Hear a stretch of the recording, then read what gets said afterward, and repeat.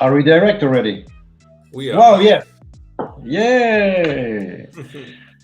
Guys, it's our season 3, 13 edition, so it's normal. Something can go wrong today, okay?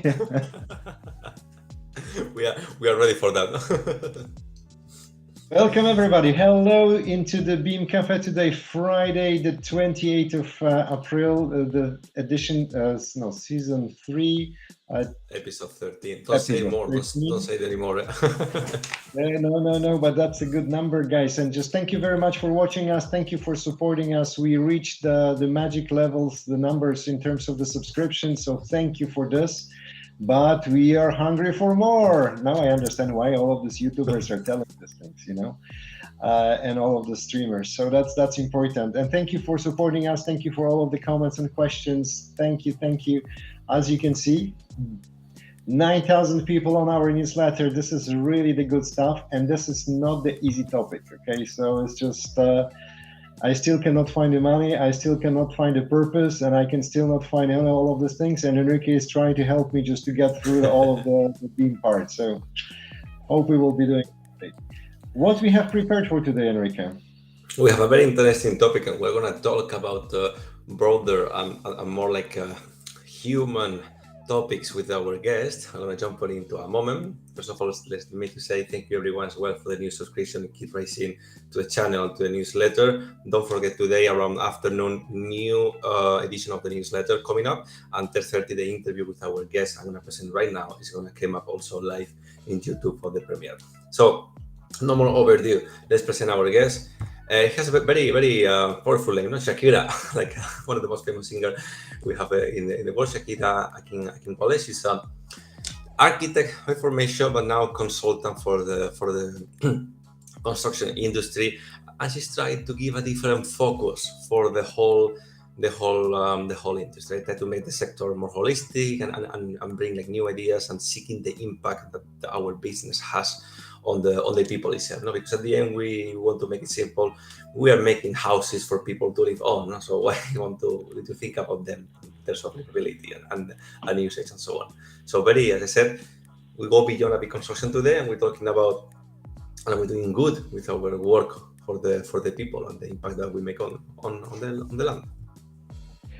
So the topic will be pretty good. The guest is great. So let's start and let's keep rolling, guys. Don't forget, 10:30 it will be released on the YouTube. So just you can check out the whole integral part of the interview.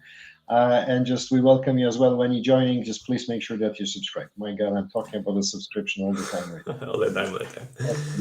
Start to be also. I'm just getting nervous about this. the 13th episode. Well, let's jump into the first clip. First thing we have to check it out. Like, okay, what did you make you change this perspective from working from big companies and so on? To see, okay, I need to look for a different purpose on my job. So she told me there was an event happening, and it was for me the wake up call. So let's hear to her on the view and what happened to make her change her views.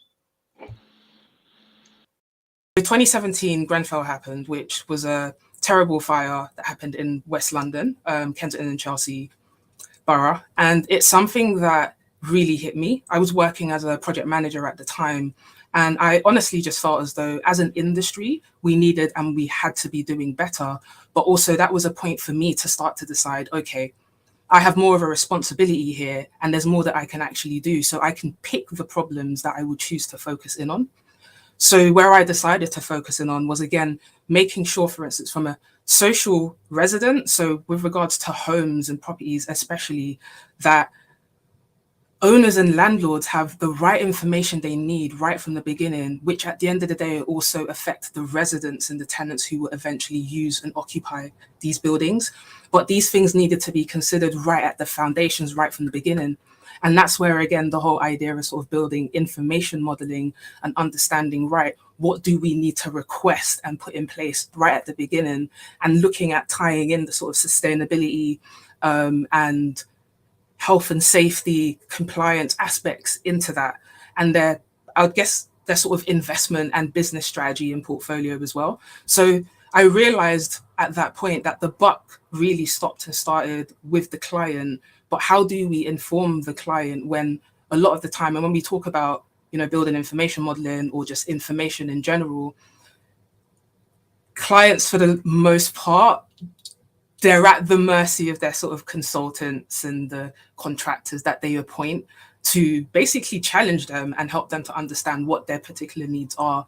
So I've spent quite a lot of time recently, I would say, working to understand what motivates clients from, again, a sort of senior leadership perspective, their business strategy, their portfolio management and their particular goals, and how they allocate certain funds with regards to, again, implementing this as part of their, their resident safety strategy, fire strategy as well in terms of safety, again, who they work with as well. So qualifying consultants and supply chain is also so important. Wow, that was a just tough cut. It's a very interesting topic because Shakirah started to talk and links all the topic going on. But basically, you guys remember, I don't know, you're a bit aware of the fire that happened in this Greenfield Tower, where you realize, okay, the material were not really ready to hold a fire, and many, I cannot want to say a number because I don't remember correctly, but so many people died there and house destroyed and so on. So this was thinking, like, are we doing good with our constructions? Are we just making the people safe, comfortable, and so on? So this is for her what makes her change her idea or her perception of going to a different area inside the construction industry, right? Yeah, no, I think this is always the question, but I hear what she was saying, and just for me, it's a balance. It's a balance between the economic parts and the progress, etc., etc. So, but we coming back to the season 2 about when we were searching for money. I think that's not. But I understand that's not the purpose really here, because you cannot value the people life with money, etc. But at the end, this is how the business operates. This is the whole model. If the guys will not earn enough, they will not put the right, they will not take care of the right products. So. Totally.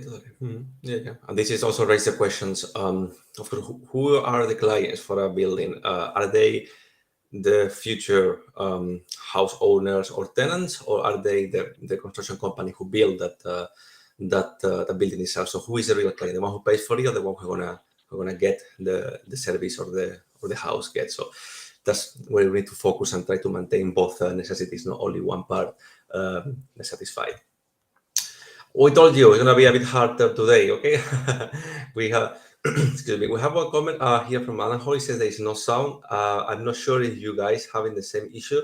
I think from my side everything sounds correctly. Please raise any concerns if you cannot hear still us. Okay, so let me just mute myself for a second, guys. Now Peter is mute. I will be okay, but I think it should be fine, no? So sorry, Alan. I think it's really on your side. I check it on the both mixers outside, just so I just take the signal from the YouTube and then from LinkedIn. Or it really works for us. So just I hear it from the different sources. The sound is going on. So sorry for that. We apologize for this, but you can just reach out to us later on, so we can just try to help you out and find out what was not working. It looks like thanks for the heads ups anyway. No? An IT company. This is important. Fantastic. Well, so here at the BIM Cafe, we always ask this question: how to relate any topics or concern or experience that our guest has with BIM. No? So we are Shakirah. How BIM needs to be fit on purpose for what are your concerns and the impact of seeking a holistic approach on the life of the client, as you mentioned. So of course, as many other guests, he agrees on BIM needs to be restructured, and we need to redefine it in a different way. Let's see what is Shakirah's BIM's versions. Okay, let's go. To tie in the BIM, I would say, or rather, probably even saying the BIM is probably even wrong. Let's pick that apart. So obviously there is a misconception to an extent about BIM in general. It's building information modeling. We sometimes play around and call it sort of better information modeling or better information management. In my opinion, it's a combination of a methodology, so a way of working, but also outputs, right? And we say information and not data. So data can kind of just exist, whereas information has to serve a purpose, again, in my opinion. So of a conversation I had recently with an architect, and I asked him, what he thinks about BIM effectively, and he described it as, oh yeah, it's a great way to help us coordinate. And he's thinking about it from his perspective as an architect. And I think sometimes that is the issue in how building information modeling was introduced.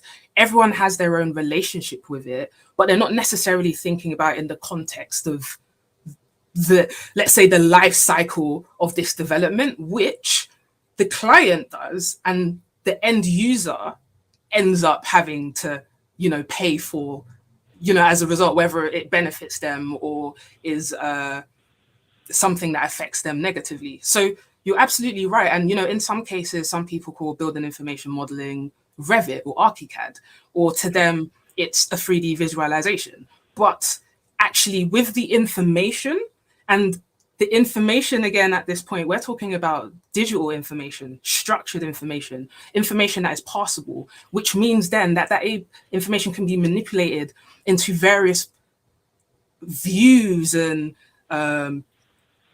interfaces, etc. So you can extract a visual from the right information, but you can't extract information from just a visual model, because effectively that's just a slightly different model. So I think what it really comes down to is understanding, right, it's information modeling, and information must serve a purpose. So you're either asking a question and trying to find some kind of insight or make a decision, or you're informing, again, for a purpose. So guys, just thank you very much for just putting the thumbs on when Shakirah was talking. This is really great and encouraging for her. So just I wish you, if you like to hear the whole episode, just for a whole interview, jump to the YouTube, to our channel. You can subscribe. I never know which corner of this thing. So just subscribe for the YouTube. So just you can see the all integral part of the whole part of the interview. And of course, you can watch it, the different interviews before with the various guys. Our goal is very simple, really just to democratize the BIM and start to move faster with the whole construction industry into it. So, wow, no further ado. Okay, sorry for. From my side, recalling from Shakirah, it's fit for purpose. You will say this on the interview many times. You will hear it, you got the full one, because BIM needs to be fit for purpose. The data we get and the structure needs to be fit for purpose. And this is related with the holistic approach. And okay, what is our focus? We're going to just provide data and what is data for? We need to be useful on that. And restructure BIM to balance information with a goal, with a properly useful directly task or objectives. This is what is important from her, and I think she's totally right on that. If we want to make an impact, any user up to the tenant of the house needs to see the benefit of that. Otherwise, we are not really reaching to them. We're just stopping in the construction or any other phase. Perfect. We're going to talk a bit about. This is just like. I'm just out of the juice today. I think it's you have an energy of, I don't know, maybe this is the sun in Malaga or something. But... well, or is the breakfast I just finished between clips? That also give me the point. Okay. No, let's jump into the next topic. I want to talk about something which is important here. I will talk about money. BIM at whose cost? Because Shakirah was mentioning sometimes BIM is in contracts, so it's contractual. But the cost is so high that only big companies can get there. So it's at other small companies' cost and expenses that they cannot really get into BIM because they need to pay so much money for license, blah, blah, blah. We talk about this implementation. And then the projects are still far away to be accessible because they are only reachable for those many 5-10 players in the construction world that can have the economical power to go for those tenders, right? So it's a very interesting thought. Let's hear what she said and then we do our comments. A retail or a building merchant who has models of every single one of their components. You can also have, a builder's merchant who has tagged every single one of their products. So they don't necessarily need a model, but you're still able to find all of the information that you need to be able to find about that particular piece of equipment or fitting or fixture down to nails based on just recording, let's say it's I don't know, it's barcode, etc. And it's things like this where we need to be able to cross-pollinate across different industries and sectors instead of reinventing the wheel, right? But that's only going to happen by acknowledging our gaps. So, you know, when we have the likes of, okay, this amazing model that's, okay, it's been built, and now we want to start to actually get it constructed, we now have the issue of there are only so many contractors right now that are BIM enabled, right? In a sense that they can actually take that as an input and run with that efficiently without having to almost potentially go back and forth and do all kinds of things. You also have scenarios again where, you know, that client may not even have that, and let's say their pre-construction information is all very manual and traditional and paper-based, but the contractor themselves might be BIM enabled. And in those instances, they tend to take on the responsibility of trying to almost level up that client, but it's usually at their cost. So that benefits the larger contractors, you know, the Maces, the Kias, who have, to an extent as well, they sometimes even are starting to have their own funds and venture studios because they understand the importance of, you know, research, development, the property technologies that are coming in, and how it can start to streamline and optimize all of our like processes and effectively make us more productive, help us save money, time, which ultimately saves the client as well and allows. So yeah, so we're just connecting the dots, I would say. We saw during that's connecting the dots, making this is just it's still the same discussion which we had before, but with a completely different angle. So I really liked it when she was talking about it on the T's and C's in the contract. So that's what you mentioned here. Yeah. It's one thing that she recalled that Shakirah is saying that usually these projects at the end, so the company, the contractor, they're going to charge the clients more, and at the end it's on clients' cost. This BIM implementation, this digitalization, this use of highest technology. So they're not covering it. They just say, okay, yeah, we're going to use it because you say, yeah, I will use it, but I'm going to charge you more for that. So at whose cost? This is the big question that she's raising. Which players can be all in this on this game? No, this is a very shaking wake-up call for the industry, saying, okay, you guys are putting out the 80-something% of the market possibilities for the companies because only few players can play this game of I made you pay for this technology. Wow, we are becoming revolutionaries today. Oh no, but you know, this is very important. This is also one of the things which, you know, when you look at, I think I look at some of the statistics in UK, the average construction company is a 10-people business, right? So come on, they will not think about implementing the new modern technology, etc., which will cost them another 10 people. So it's not make sense. So we need to find a way to democratize it and make it sure that it's really working differently. Let's keep on the same track because we're going to talk about how the SMEs and big companies can really look for this innovation and what is the view on Shakirah for the development. So jump up on the video and we do our comments afterwards. Okay, let's go.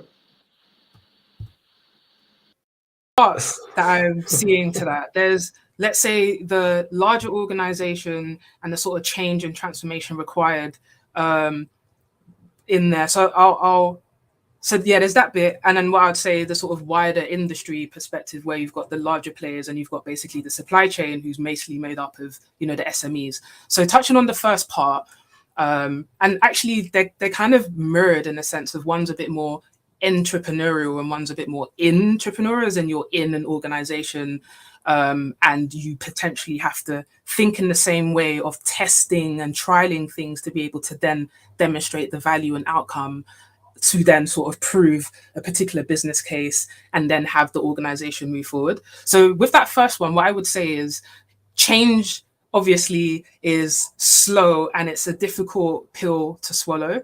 For those larger organizations that I would say the majority, let's say in the leadership, there is that iceberg of ignorance that's often mentioned where at the top, there's only really so much that you can kind of see, you know, as the sort of layers or levels kind of cascade. So anyone who is in those organizations and is potentially frustrated with regards to, okay, we're talking about these changes that we would like, but we're not really embedding them, or we're not putting in place what we need to actually move forward. I think that's the case of looking at things like actually, social responsibility or corporate social responsibility, and being able to tie that into their business case as an organization, because that way then you can start to speak to, okay, what are our investors asking us for? Because more investors nowadays are starting to be a bit more clued on with regards to all of these things. And again, you can map it down to sort of the ESG reporting and benchmarking of it all.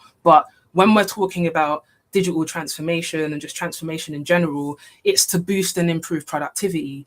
It's to improve transparency. It's to boost and improve the economy. It's to do all of these things that really and truly is for the benefit of that organization as well as the industry. So as long as it can actually be spoken to in that particular way and connected to the business case, that's where usually that kind of I guess the sort of CEO level, etc., will get the additional motivation to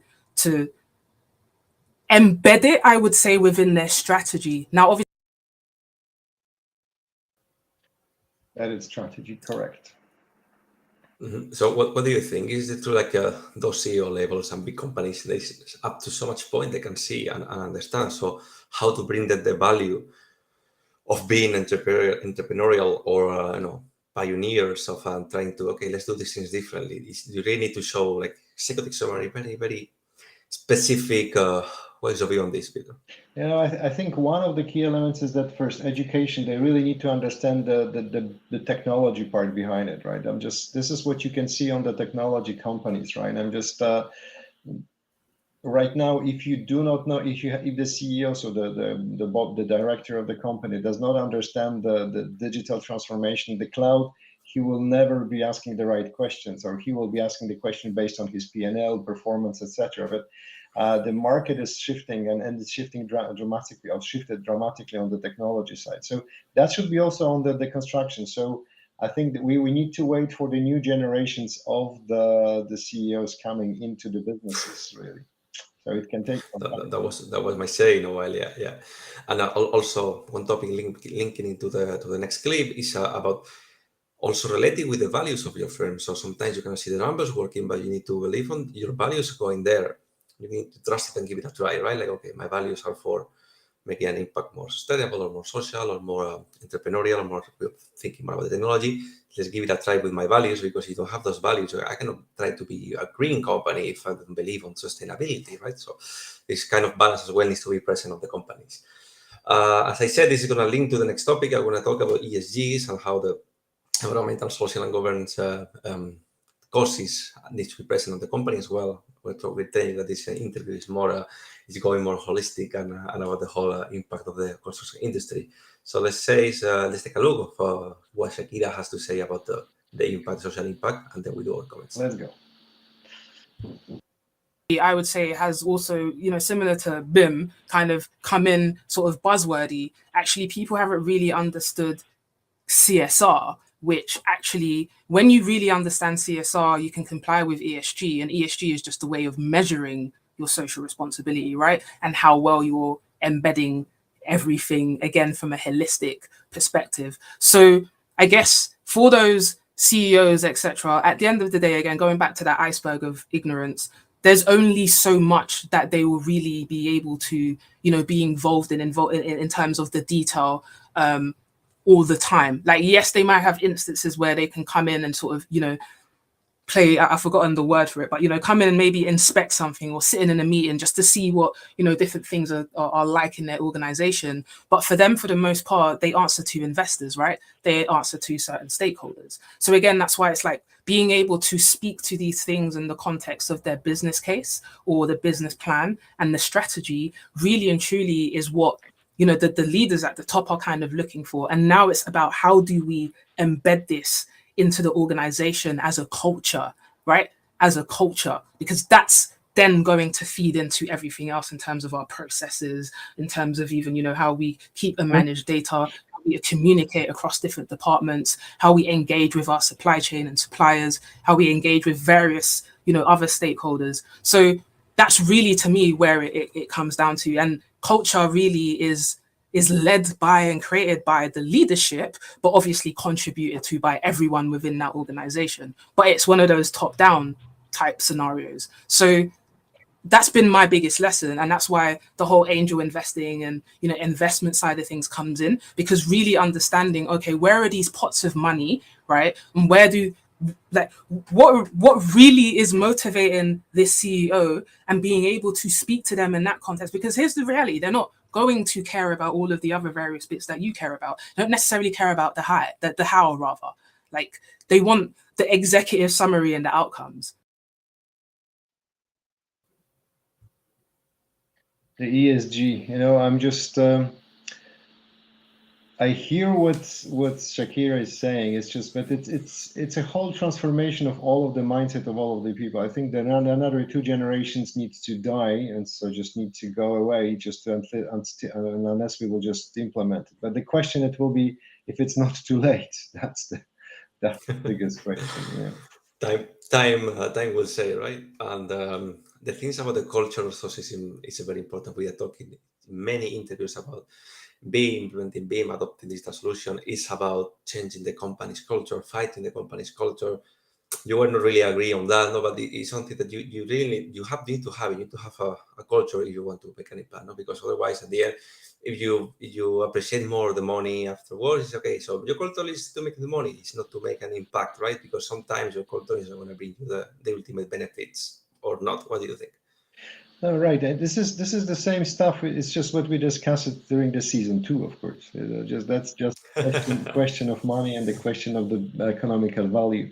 The one thing which I will challenge this whole approach is this model right, and this is sustainable for the planet and for the long-term run, right? And I think that was, but this is completely different debate. This is not the BIM Cafe, really, the way how I see it. But I think I agree with Shakirah. I think that we need to really just to have the guys who managing the new companies. I love her idea of being in the venture capitalist and just to really pushing the investment in the companies which will make an impact. So I think that's she's a good role model for some of us, right? And so that's really good. So guys, if you wish to listen to the whole interview, it will be 10:30 released on the YouTube. Yeah, as I said, good, very good, and makes a lot of sense what Shakirah tried to say and explain. We need to make sure that also works, right? Because business is to be at the end as well, as well profitable and working. But a great thank you to Shakirah. We have more clips ready, but we don't have more time, so you guys need to jump into the YouTube channel. And you need to see the full interview, all right? We can release those clips that we haven't prepared for you because it was very interesting. So it was hard to make what is the best picks from the interview. We can release them only during the season. You can have also a view on them. But please go to the channel, watch the full interview. You can just put your podcast on, just listen to her and our voices, and do your work or your running or whatever you want to. Don't forget to subscribe to our channel. So don't forget this way. Okay, but maybe we can do some teasers on LinkedIn, on the YouTube, really just to show small interviews. Yeah, this is what I was thinking about. Yeah, maybe let us know, guys. It will be interesting for you to have these short videos also published on the YouTube, to have it in these YouTube shorts or LinkedIn as well. No? Let us know and think if this is an interesting activity for you to watch in the bites of the BIM Cafe, few appetizers of the BIM Cafe during the day or your feed. Lately, newsletter. 9,000 people are almost there. Come on, guys, we need to reach 10,000 soon and throw a big party. And today afternoon, new article is going to be released. So keep an eye on the notifications. You will get it to you. Thank you very much, guys. Thank you very much, Enrique, for helping us. So just 9,000 is, I think it's good. Let's just hit 10,000 soon, and don't forget to subscribe to our YouTube. That's what we will just try, just to make sure that we can just keep the impactful content for the future, and just for the people who just wants to transform the construction industry. So thanks for being with us, guys. Exactly. Thank you so much, everyone. Have a lovely long weekend. How many days of holiday you will have ahead? So enjoy them and hope it's sunny and warm. It will be fantastic. Thank you very much, guys. Great to have you with us, and just talk to you next week. Bye, everyone. Bye, everyone. Bye-bye.